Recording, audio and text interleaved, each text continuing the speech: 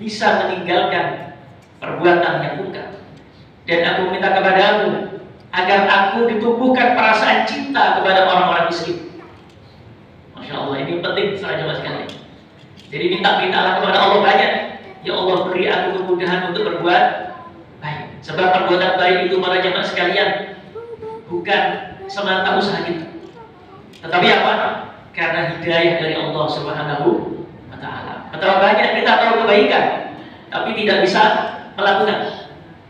Demikian pula meninggalkan dosa, itu adalah karena pertolongan Allah. Betapa banyak kita tahu ini salah, ini dosa, ini haram, tapi kita lakukan karena hawa nafsu menguasai kita. Maka minta sama Allah, ya Allah, berikan kekuatan agar aku bisa melakukan kebaikan dan meninggalkan apa? Maksiatan dan kemungkaran.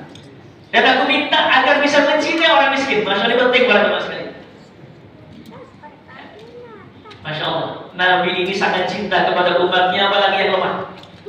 Beliau bukan seorang penguasa yang semena-mena menyombongkan kekuasaannya, menyombongkan pengaruhnya, memandang remeh orang-orang miskin, tidak. Beliau dekat dengan orang-orang miskin.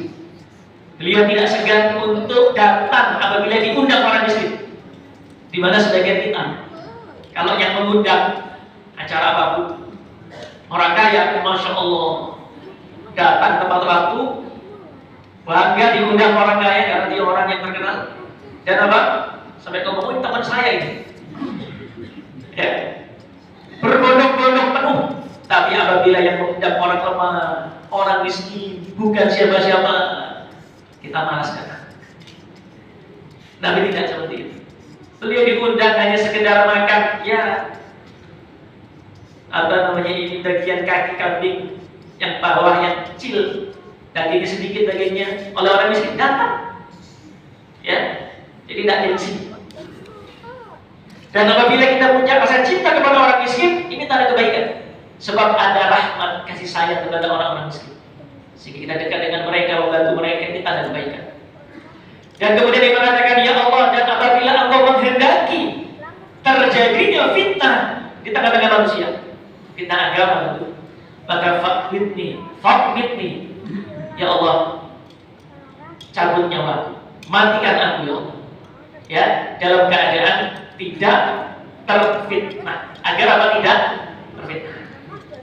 Masya Allah, para jemaah sekalian, ini hati-hati. Ya, akan datang satu zaman, ini betul, ya, antara tanda akhir zaman.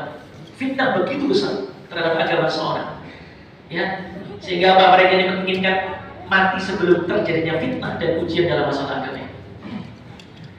Baik, dan ucapan ini adalah seperti yang diucapkan Umar bin Khattab, khalifah yang keberapa? Kedua. Beliau juga berdoa dengan tema doa yang sama.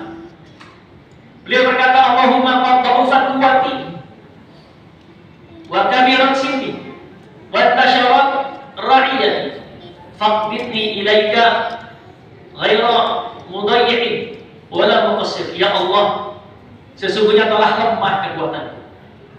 Ini ketika beliau sudah menjadi apa? Khalifah. Dan telah tua umurku, dan telah bertebaran umatku, rakyatku, artinya sudah meluas kekuasaannya. Maka ambillah aku ya Allah kepadamu, maka cabut nyawaku dalam keadaan tidak menyia-nyiakan hak umat dan tidak melakukan atau mengurangi atau tidak melakukan kedurhakaan.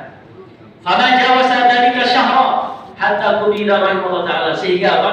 Setelah beliau berdoa ini, menurut riwayat ini, atar ini, tidaklah berlalu 1 bulan kecuali beliau apa? Meninggal, yaitu ditikam dari belakang oleh orang Majusi. Para jamaah sekalian dirahmati Allah Subhanahu wa taala. Baik.